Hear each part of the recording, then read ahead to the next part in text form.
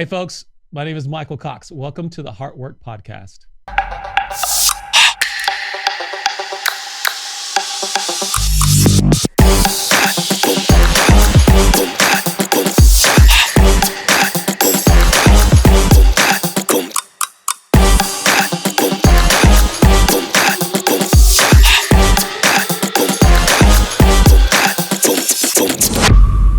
Today, I've got a special guest, Monica DiCristina. So excited to have Monica on. You get to hear more from her in just a second. But let me give you a little bit of her background, her bio, all the official stuff. Monica DiCristina is a therapist with over 15 years of experience in mental health. She runs a private practice serving individuals and couples in therapy. She became a therapist after one changed her life in her early 20s. I'm excited to hear more about that. Monica partners with clients as they seek healing in their relationship with themselves and others.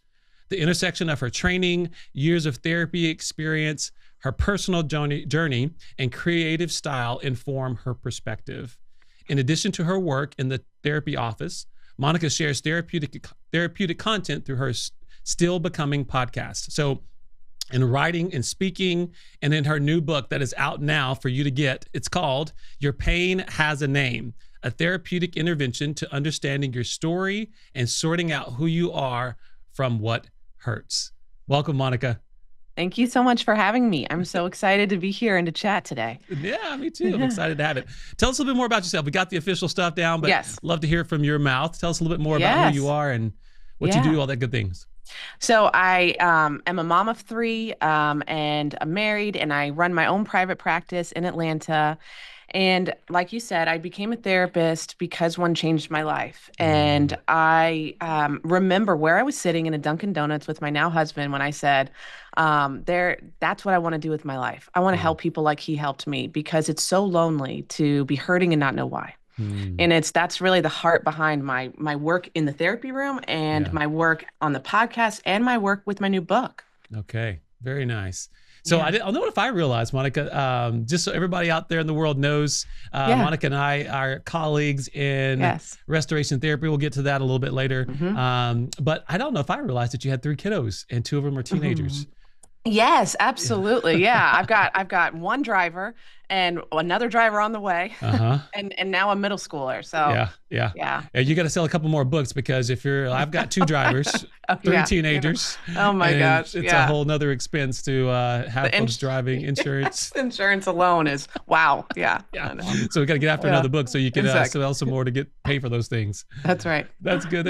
So I would love, let's just jump in it. We'll talk more about your family in a little bit too. Tell us about the book and kind of how you got there. I'm very curious about the audience, obviously what the connection is to your own story, and what brought you to writing it, all those things. Tell us about it. Yeah, well, I mean, it's called Your Pain Has a Name. And the reason for that title is because I have lived and I've seen as a therapist that unnamed pain is not innocuous, right? It tells stories about us. If we don't understand what we're feeling or what we've gone through or what we lived through, we oftentimes believe a story about who we are and why we're struggling with what we're struggling with. And so my heart behind the book was to make something that felt beautiful, that felt therapeutic, but also felt like it was taking all this therapeutic knowledge that we're trained in and putting it in kitchen table wisdom.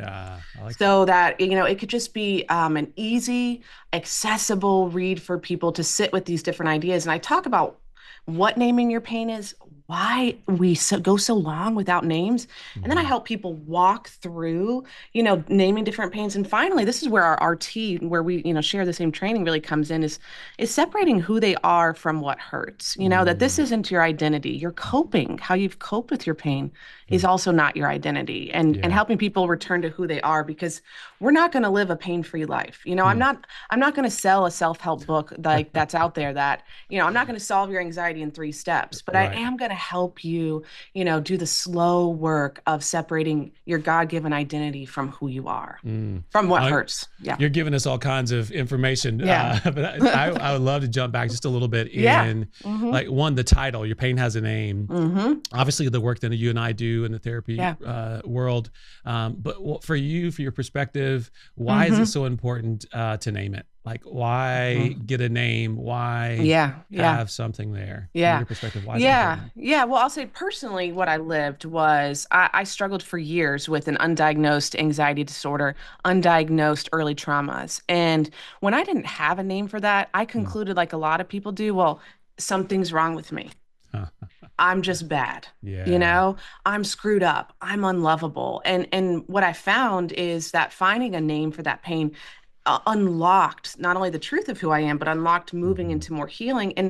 And I'm sitting in my therapy office now. When people walk in this room, they come in not knowing what it is that hurts, and they've spent a lot of time believing, oh, it's all my fault. Hmm. Or this is why this is happening, or something just as simple as a mother struggling with irritability. Maybe actually, if we name that more accurately, maybe an overwhelm issue or a boundary issue. Yeah. It can be Yeah.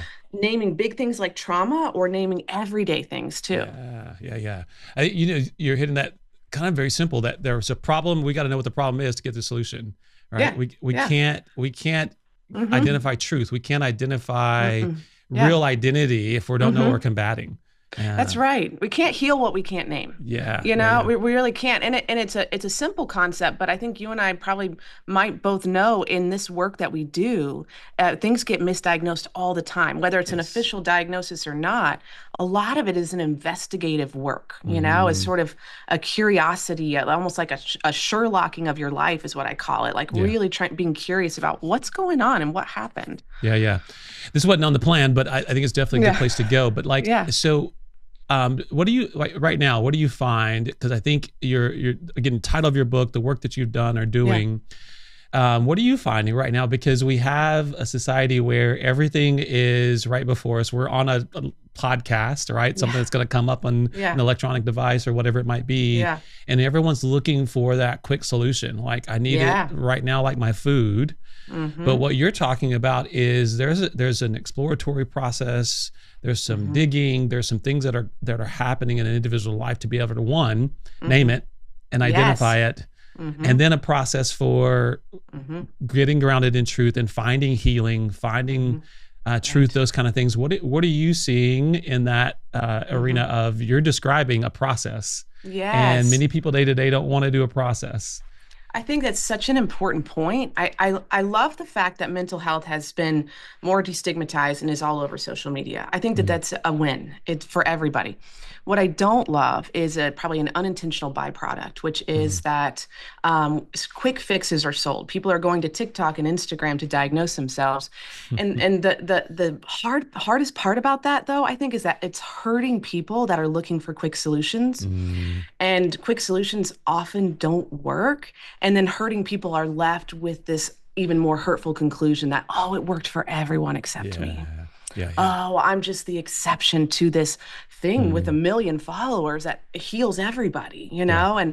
and I think that that's a real danger in our fast society, is that, healing work is not fast. If you think Mm-mm. about it as simply as you may have believed the same narrative, a shameful narrative over your life for 35 years, Mhm, right? mhm. You're not going to undo that narrative in 6 days. No. No matter, like it's going to take time, right? Yeah. It's going to take time and repetition and education and just, going through that lengthy process. And I Yeah. think, I really want to be one voice that says that's not a failure. That's human nature. That's how we Mm, change, that's really good. Yeah. Yeah. Yeah. Yeah. So what Mhm. does, just jumping a little bit back to your book, Yeah. how is this addressed, right? How, when you think about what you're describing, Mm-hmm. so maybe a couple of questions are in this. How is Yeah. this addressed in your book? Who Yeah. was the audience? Like, who was it Yeah. that you're thinking about that Mm-hmm. needs this? How would you Mm-hmm. address those things? Yeah, I mean, how it's addressed is I start out, by telling my story, because part of my commitment to this book was to go first, right? Mhm. And was to model that vulnerability. And that was an intentional choice, because that's not what we do as therapists, No. right? In the office, because that wouldn't be therapy. But then from there, I help people walk through something I call the continuum of dismissal, which is our pain gets dismissed from just a mild minimization to dismissal to Mm, invalidation to spiritual bypassing and mhm, then all the way to gaslighting. And mm, so there's a reason often that people come into our offices not knowing what's wrong, right? They run into, extended family members that just read a book and have all the answers, right? There's so many reasons why we don't really figure it out. And so yeah, that's the biggest thing. That's what I help people walk through is why. yeah, And then learning to listen to themselves and mm, then modeling what it looks like to look at all these different pains from trauma to grief to family of origin to boundaries. yeah. And then finally at the end, I say, like I say in therapy, I don't know what you say, I'm trying to work myself out of a job. What? 100%. I don't Yes. believe in this cult of personality where this one person has all the answers. I think that Yeah, that's part of the problem. I yeah. want people to feel empowered that, Mm, wow, I can name my pain every day, whether it's a historical trauma, a mhm, community issue, or that my boss was mean to me on Tuesday and that's why I was rude to my spouse. I mm, mean, like I want people to feel empowered to do that. yeah, yeah. And who this book is for, I mean, my publisher would not like this, but but the You're already book, fine. yeah, but the book, because you're supposed to have the targeted audience. The Of book course, yeah. is really for everyone, and Okay. the book is, for people who are in therapy or for people who that are therapy curious, Hmm. people that want to do their own growth or people that want to read something in this genre that is different and not self-helpy, you Okay. know? Yeah, yeah, yeah. I like that. Yeah. What would you say I've had this recent conversation with one of our colleagues, and that we just kind of some banter back and forth about some things and Yeah. talking about how sometimes we can maybe in current society, and as you mentioned earlier, that, Yeah. there's anybody can get on the internet and diagnose. Anybody can kind of, even unfortunately right Yes. now, try to use AI as a therapist, right? There's all these things that Right. are there. Hmm. How do you, Yeah. what do you say to, and maybe you address this specifically. So just as a quick confession, I haven't finished the book yet. I'm almost there. Yeah, that's okay. So how do you address, Yeah. someone staying in that, right? So if you name it, Mhm. sometimes what happens is people want to stay in their Yeah. pain and feel very Yes. justified by Yes. staying there because of all of Yeah. the stories that maybe Yeah. solidify why they're in it. What would you say Yeah. about that? I think it's a really important and a great question. Mhm, And I think that the way I look at naming your pain is that it's an invitation, mhm, right? That so often we skip over our pain and we run away because we're yeah, taught to run away from pain. And so turning towards yourself and your mhm, pain and your hurting is not that we're going to hang out there and navel gaze, right? We're yeah, not going to just hang out there and make excuses for how you're going to live your life. What it is finally stopping and listening to maybe what your body and your story have been trying to tell you. But mm, that's just the first step. yeah, The first step is, okay, now that I've named this, what do I need? mm, What have I believed? What coping mechanisms do I need to change? yeah, And who am I really? And if I mhm, believe the truth of who I am really, not the story of the pain, how do I want to live? yeah, So it's an invitation to mm, moving forward. And I think we often leapfrog over pain and then we're wondering why we can't figure out what's going on, right? But it's not a place to camp out. It's a yeah, place to validate it, yeah, right? yeah. Boom, boom.